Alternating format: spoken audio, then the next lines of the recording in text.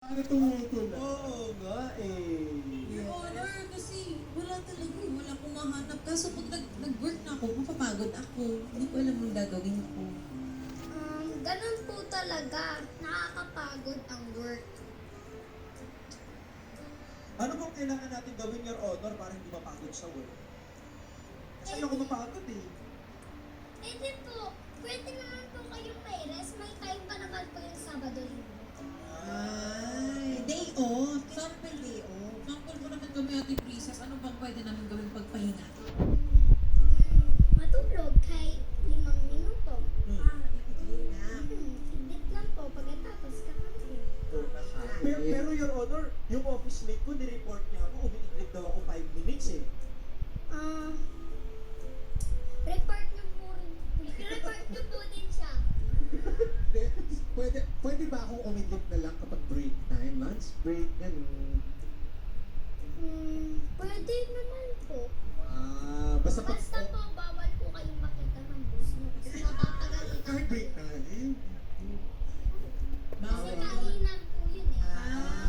Lunch break. Okay, kasi important.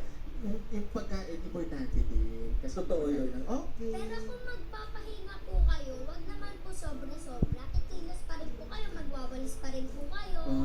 Pwede ba Wag yun lang sa po kayong hihiga, matutulog, walang gagawin, nakaupo lang. Parang steady lang po. Steady lang. Totoo yun.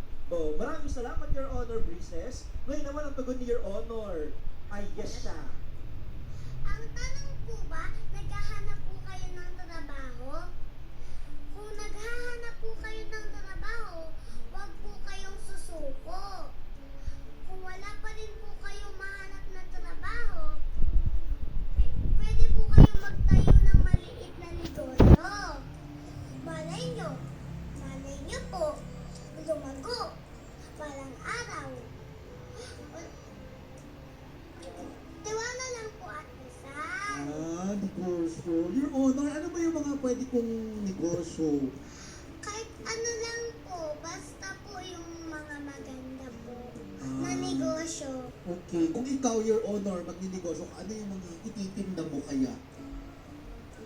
Minsan po, minsan po yung mga gusto pong bili ng mga bata po.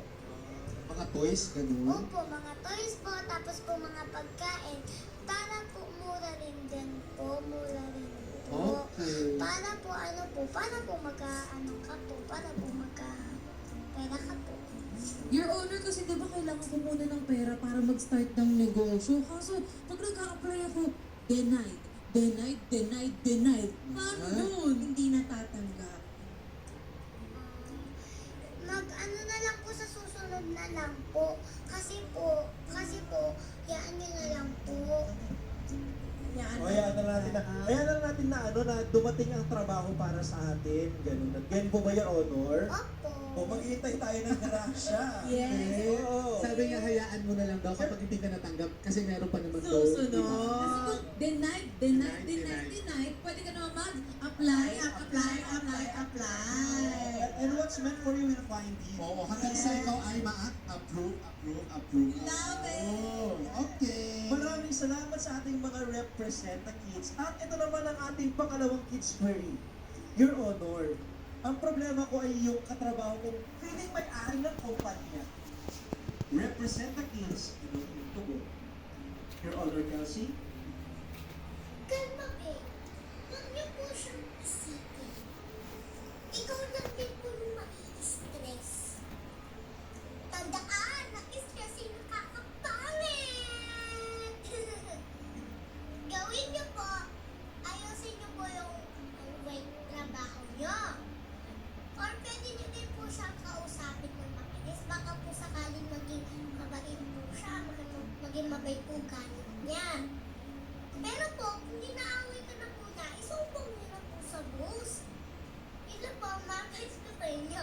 Yes, cute karoon ka. Your Honor, sinumbong ko na sa boss. Hindi naniwala yung boss ko sa akin. Ano pong gagawin ko?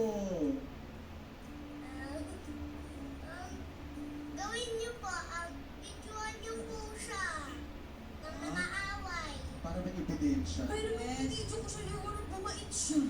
Paano yun? pala yun. Mahirap yung plastic. Ay, okay. Kailangan po magpakatotoo, di ba?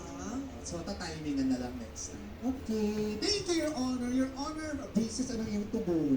Naku, tanungin niyo muna po siya. Baka anak talaga siya ng may-ari ng kumpanya.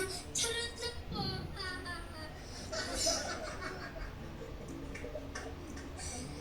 Hayaan niyo na lang po siya. Basta focus lang po kayo sa ginagawa niyo.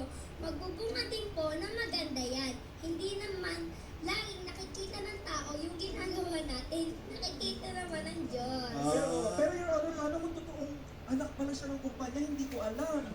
Ay, anak na may-ari ng kumpanya. Hindi ko alam, Your Honor. Paano yun? Eh di ano po, mas maganda o kaya mag-sorry ka. Sorry po. O Ganon. kaya po magbigay ka ng love letter sa kanya. Love letter. Love letter.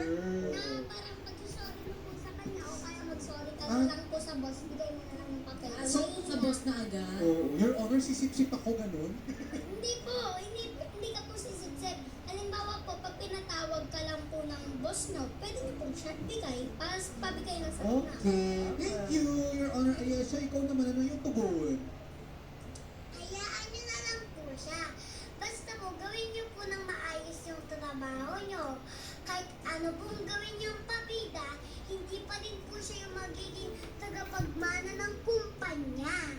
Pero ano, kaso kasi pag nakikita ko siya, ginagato niya ako. Ano gagawin? Huwag ka pong gumante. Ah. Kasi po, bad po yun. Huwag pabayaan niyo na lang po siya. Kasi si ano yun eh, si AC Soriano. Okay, maraming salamat sa ating kids. At may sasabihin ng ating adorable representative kids. Let's go! Ayesha. Sana po may matutunan kayo. Maraming salamat po. The court is now adjourned. At dito na nagtatapos ang ating online hearing ngayong tanghalian. Mga onliners, kung meron pa kayong katanungan na gusto ninyong hinga ng tugon, i-post lang yan at gamitin ang ating official hashtag na hashtag House of Representatives. Don't forget ang simple mindset. Wag mag-overthink. Kaya think like a kid dito sa House of Representatives. It's Showtime Live Stage na. Huwag kaya kasi magbabalik pa. Showtime! Online Liwanag ang iyong dalapi. Your Honor, yung ka-work ko, kanta ng kanta. Ano gagawin tapos? Demo ako.